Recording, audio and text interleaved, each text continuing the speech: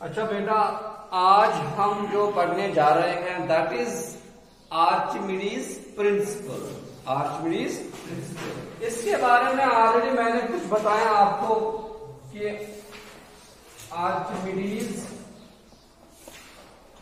Principal. तो बेटा, जब मैंने आपको बताया था अगर हम पानी लेंगे तो पानी पे बहुत हर एक चीज का जो वजन होता है दैट विल डिक्रीज। पानी पे जो भी चीज हम डालते हैं उस चीज का वजन कम हो जाता है।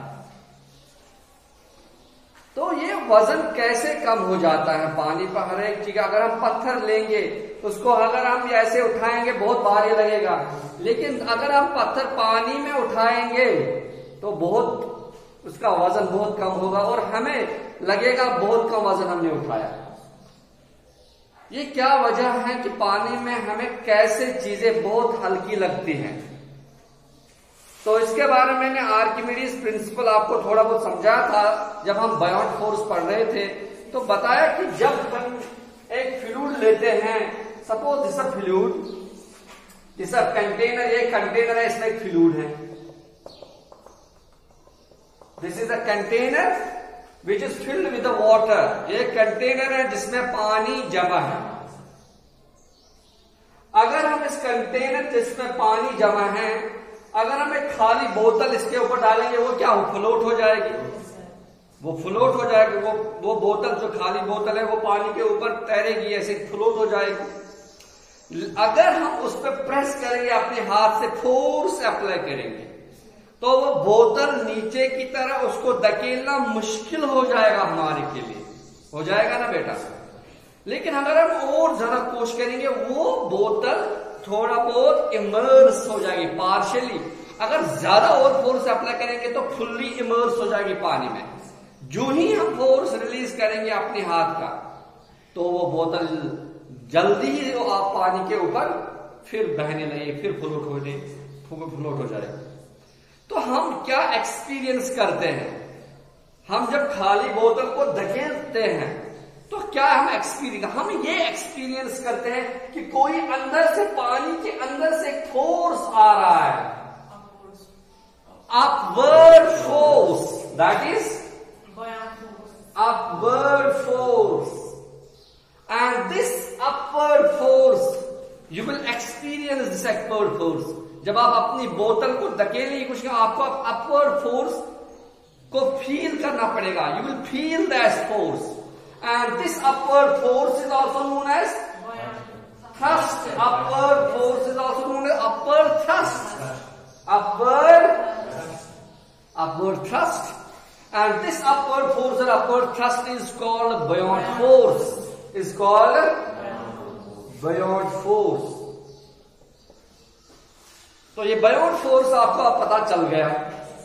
अब हम आर्किमिडीज प्रिंसिपल को और एक्सप्लेन करने की कोशिश करेंगे और आप बच्चों को अब समझाने की कोशिश करूंगा, लेकिन उसके लिए जरूरी है बेटा आप सब यहां ध्यान दीजिए। मैं अब आपको समझाने की बहुत कोशिश करूंगा, लेकिन आप पूरा ध्यान दे देना। बच्चों देखो, ये एक इट्स अ कंटेनर या बकेट ऑफ वाटर, या एक कंटेनर है जिसमें पानी, यहां तक हमने पानी डाला, इसमें एक लिक्विड है, कोई सा भी लिक्विड, या हम कोई लिक्विड, जो भी लिक्विड होगा, या पानी ही लेंगे, पानी भी लिक्विड है या पानी है इसमें। It is filled with water। हम एक पत्थर लेंगे बेटा, suppose we have a stone of this type. हमारे पास एक पत्थर है ऐसे, एक स्टोन शार्प, वो इस शेप की स्टोन है। इस स्टोन को हम रस्सी से बांधेंगे, धागे से बांधेंगे दोनों तरफ। ये जो पत्थर है या अपर क्लास है और अपर क्लास, आपको बात में आए समझ में? इसको रस्सी से बांधेंगे, किससे बांधेंगे? या we will tie this spoon with a spring. Can you go down this side as ras? और इसके बाद इसको आपने देखा है वो बैलेंस होती है वो जो हाथों में रखते हैं ऐसे, वो डिजिटल भी होती है और दूसरे वो डिजिटल नहीं होती है, वैसे भी होती है बैलेंस, स्प्रिंग बैलेंस। हाँ देखिए वही बैलेंस इसके ऊपर यहां ये धागा है, यहां स्प्रिंग बैलेंस ऐसे। स्प्रिंग बैलेंस का जो वो होगा ना, ये वजन के ये हुक, हाँ ये हुक जो है स्प्रिंग बैलेंस का, हुक में ये धागा फंसाएंगे और ये बैलेंस है, ये बैलेंस की क्या है रीडिंग है ना, ये स्प्रिंग बैलेंस की रीडिंग है। Suppose this is 5 kg, this is 10 kg, this is 15 kg, this is 20 kg, ऐसे है। तो हम जब ये उठाएंगे, ये स्टून को जब हम उठाएंगे तो हमें ये भारी लगेगा। अब हम चाहते हैं कि स्टून का कितना वेट होगा, तो उस वेट को देखने के लिए हम इसको एक ऐसी स्प्रिंग बैलेंस से क्या करेंगे, टाई करेंगे, इसके धागे को टाई करेंगे, इसके धागे को स्प्रिंग बैलेंस के हुक्के में डाल देंगे, तो फिर हम इसका वजन करेंगे। तो हमें सपोज ये लगेगा कि इसका जो वजन है, suppose the weight of this stone is 10 kg। कितना? सपोज हमारा रीडिंग यहां आया 10 kg, ऐसा है reading given, this is 10 kg। ये हमारे ये बसेस ग्लूकोज 10 kg, 10 kg हमारा इसका वजन आ गया स्टून। अब हमने यही स्टून उठाई बेटा, और इस स्टून को ऐसे ही बैलेंस के साथ हमने उठाई स्टून, और ये इस बैलेंस के साथ, छोड़ो बैलेंस के साथ नहीं, हम ऐसे डाला, बैलेंस पे से निकाला और ऐसे डाल दे ये स्टून इसमें। जो ही आप स्टून पानी पे सरफेस पे डालोगे तो आपको लगेगा कि स्टून का वजन कम हो गया। ये स्टून या आप जो सरफेस पर युथु पत्थर पे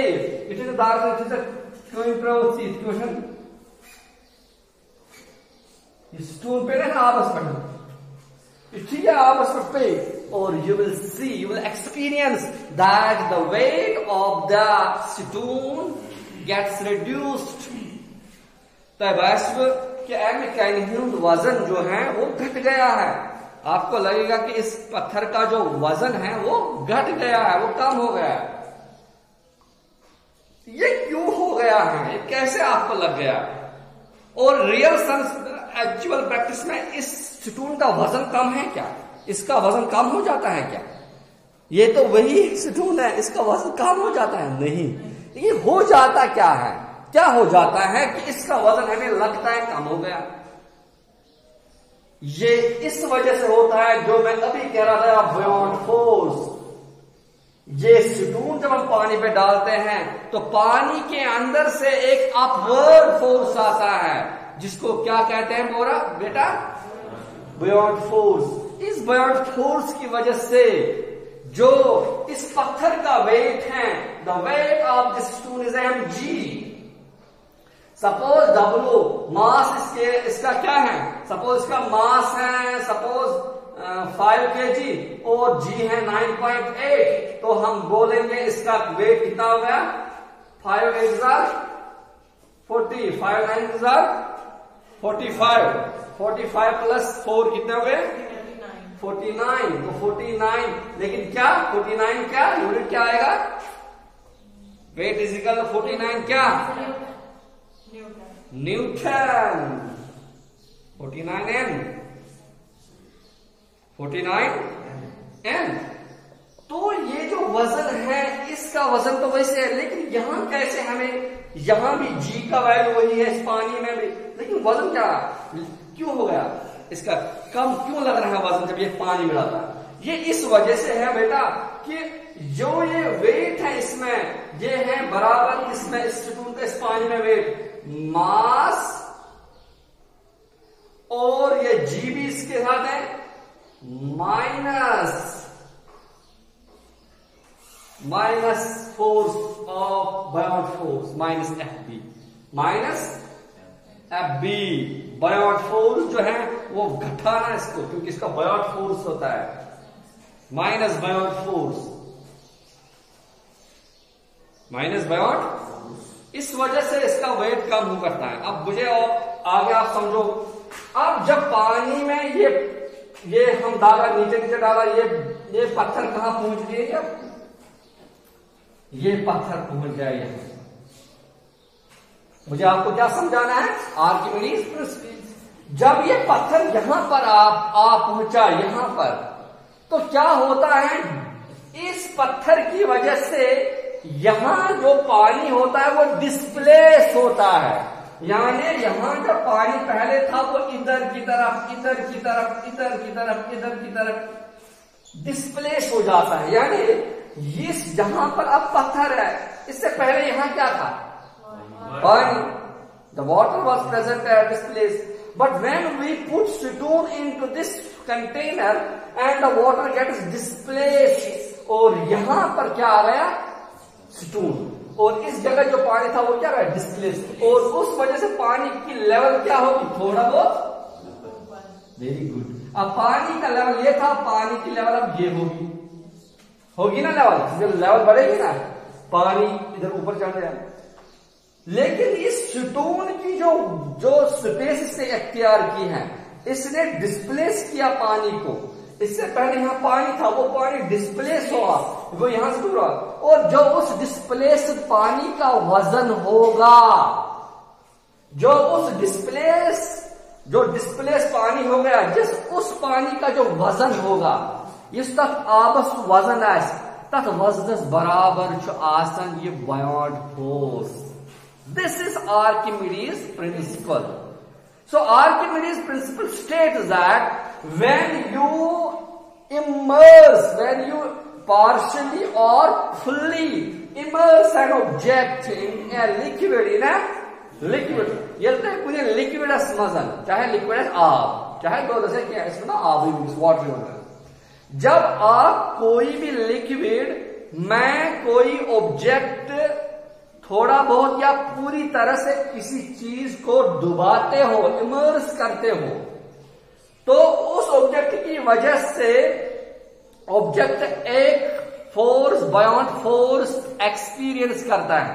उस ऑब्जेक्ट का वजन कम हमें लगता है, क्यों, बिकॉज ऑफ बायोट फोर्स, और उस ऑब्जेक्ट का एक बायोट फोर्स हम एक्सपीरियंस, अपवर्ड फोर्स हमें लगता है, इस ऑब्जेक्ट को अपवर्ड फोर्स हमें एक्सपीरियंस होता है, हमें लगता है कि अपवर्ड फोर्स इस ऑब्जेक्ट को कोई चीज ऊपर ही की तरफ धकेलता है, और वो जो अपवर्ड फोर्स है that is Biot force.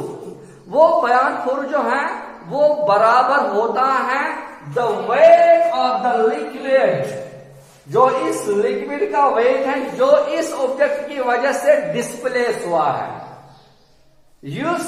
Object स्टून liquid displace गो कैलिनिशन ओस एंड ब्रोट क्या ओस आब, कैलिनिशन आब ओस, आब को कैलिनिशन की वजह से उकुन डिस्प्लेस, तक आबस वजन ओस, तथ वजनस बराबर आसन सु बायोट फोर्स, तथ वजनस बराबर आसन सु बायोट फोर्स, तथ वजनस बराबर आसन। यह Archimedes' principle. So Archimedes' principle states that when you partially or fully immerse an object in a liquid, यदि partially या fully immerse करता object in a liquid, what you experience? You experience an upward force. ताकि क्या बात upward force object upward force experience. Upward force buoyant force, the magnitude of this buoyant force, the buoyant force magnitude barabar the weight of the liquid. Liquid displaces an object तमें liquid वजन बराबर तक buoyant force। मिसाल के तौर पर यह समझने खातर फर्दर वही तरह क्या था, वो ये स्टून ये स्टून pro. Situn chuna pandav kirti. Chuna pandav kirti. At pandav kirti. Wain labo at hook at pandav at lagao kya? Ito hook in is balance in here. Yet balance in hookers में लगाओ ये पंदाब खबान, हाँ? इस balance और इसका हम वजन करेंगे, इसका फिर से वजन करेंगे। आपको लगेगा कि अगर बाहर इसका वजन होगा सपोज 10 kg, आपको इसका वजन अब कितना पानी में लगेगा? नो, इसका थोड़ा बहुत कम होगा, सपोज 8 kg। दस मार्क्स फर्क वह 8 kg के फर्क या 7 kg। तो आपको लगेगा कि पहले तो मुझे 10 पर रीडिंग आ रही थी, अब तो रीडिंग आ रही है कहां पर? 7 पे ही। तो कितना अब इसका वजन आपको लग रहा है घट गया? You will feel that come से कम 3 kg इसका वजन तो घट गया है, लगेगा ना आपको? अब हम करेंगे एक और काम जिसकी वजह से आपको पूरा ये समझ आएगा इंशाल्लाह कि हम यही कंटेनर लेंगे और इस कंटेनर को यहां तक पानी से भर देंगे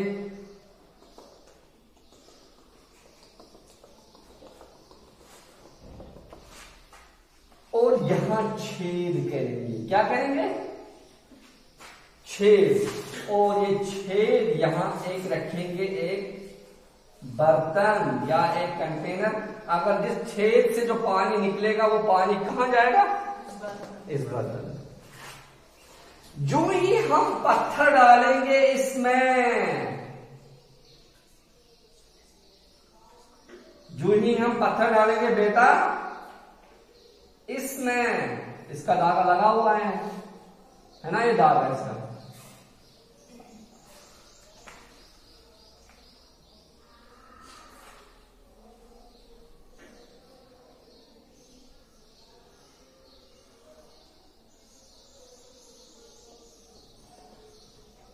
ये है बैलेंस, है ना, वो बैलेंस का हुक है उसके ये है 5 kg है, ये है 10 kg, ये है 15 kg। अब इसका वजन हमें कितना आ गया? यहां पानी में कितना आ गया? 7 kg।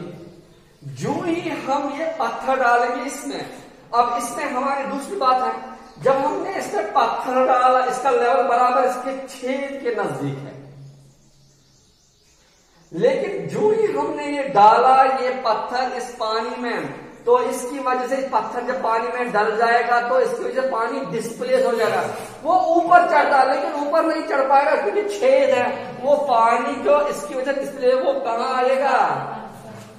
किसमें आएगा? बर्तन में।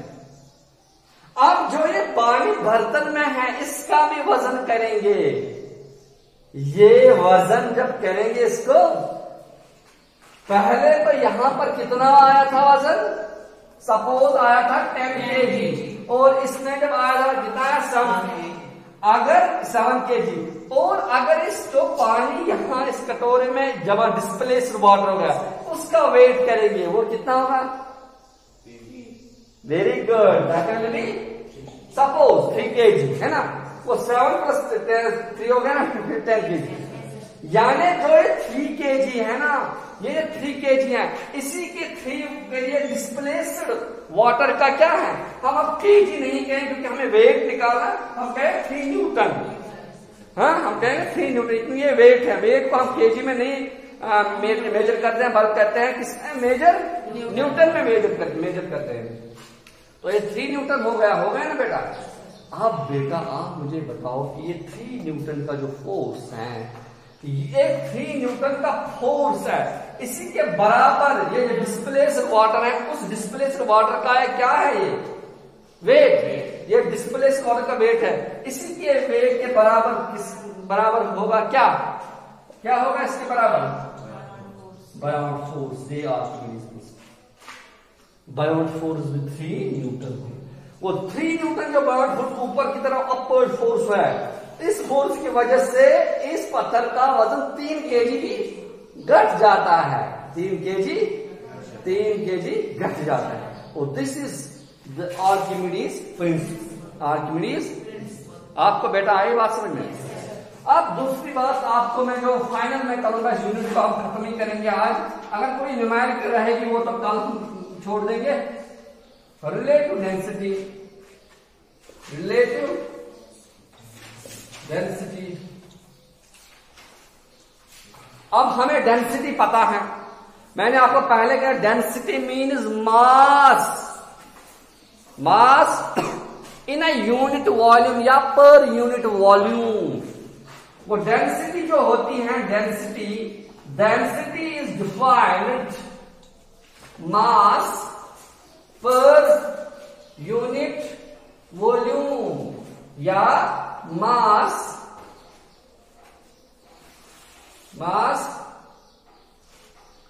पर यूनिट वॉल्यूम, मास पर यूनिट वॉल्यूम या mass in a unit volume, mass in a unit volume, mass in a unit volume. Suppose liquids का जो वॉल्यूम होता है, अगर हम पानी इस बीकर में डालेंगे तो ये इस बीकर का जो वॉल्यूम होगा वो पानी का भी वही वॉल्यूम होगा, क्योंकि जहां जहां बीकर होगा वहां वहां पानी आ जाएगा, है ना। जो स्पेस, पानी का शेप भी वैसा होगा जैसा कंटेनर होगा। अगर हम पानी भरेंगे बाल्टी में, जैसा बाल्टी होगा वैसा पानी का भी शेप हो जाएगा, क्योंकि जब पानी बाल्टी में डालेंगे तो जैसा बाल्टी होगा वैसा पानी भी डल जाएगा उसमें।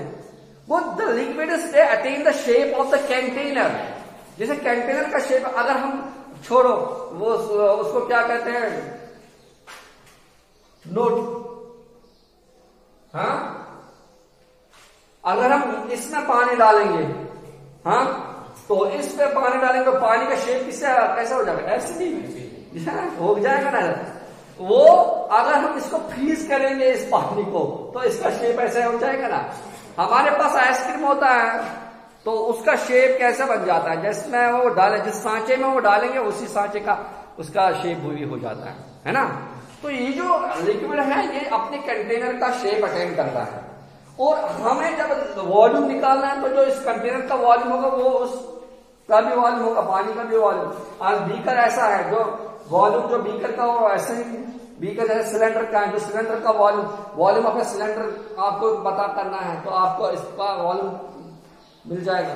तो जो डेंसिटी है दिस मास पर यूनिट वॉल्यूम, और डेंसिटी को हम किससे रिप्रेजेंट करते हैं, रो से। And this density is equal to m by v, mass per unit volume. Density is equal to mass per unit volume.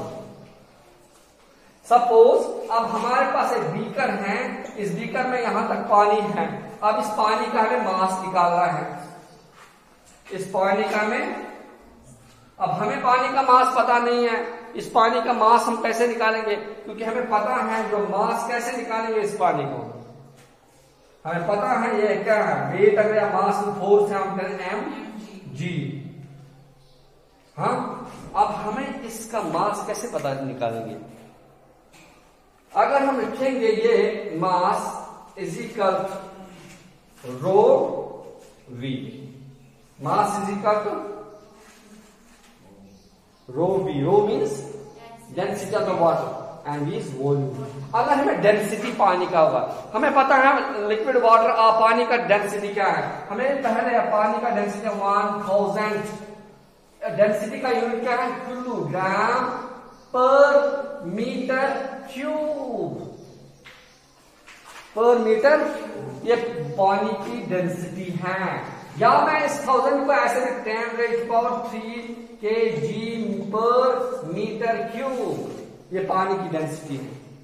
पानी की क्या डेंसिटी है, 10⁻³ किलोग्राम पर मीटर क्यूब, पर मीटर, ये पानी की डेंसिटी है।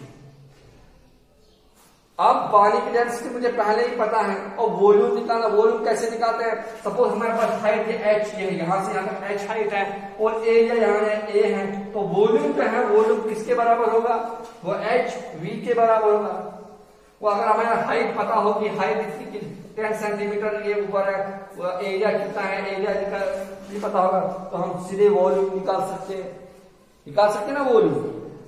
तो मेरे कहने का मतलब है कि हम कैसे निकालते हैं डेंसिटी, कैसे या ये कैसे निकालते हैं, मास कैसे निकाल सकते हैं, डेंसिटी कैसे निकाल सकते हैं। अब रिलेटिव डेंसिटी क्या है? अगर रिलेटिव डेंसिटी है कि मतलब हमें किसी लिक्विड की डेंसिटी किसी लिक्विड के रेफरेंस लिक्विड के साथ निकालने पड़ते हैं। हम पानी का डेंसिटी ऑलरेडी निकालते हैं, हम पानी का डेंसिटी हमें पहले ही पता है, अब हमें मिट्टी के तेल का डेंसिटी निकालना है, तो हम किसके रेफरेंस में निकालेंगे? पानी के रेफरेंस से। अरे बेटा आप समझो ऐसा, हमें कुछ खरीदना, हम बेचना होता है, सपोज तुम या कत रेफरेंस में तुल केजी किलो ना, तो किलो थो तुरंत तमें रेफरेंस मज सो केजी रेफरेंस स्टैंडर्ड, तो इथे इथे वन कुछ लिफाफ तुम यह किलो सह ब्या किलो त्रो सू लिफाफ सह गो रेफरेंस हो। इथे रिलेटिव डेंसिटी निकाला, और रिलेटिव डेंसिटी का बराबर रिलेटिव डेंसिटी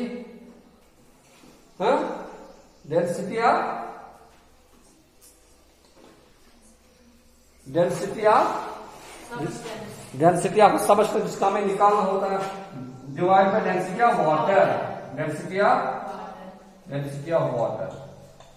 ठीक है बेटा, डेंसिटी ऑफ वाटर। और कल हम इसको पूरी तरह से पढ़ेंगे, और जो न्यूमेरिकल हैं इसके रिलेटेड हैं, और चैप्टर में जो न्यूमेरिकल हैं उस न्यूमेरिकल को हम क्या करेंगे।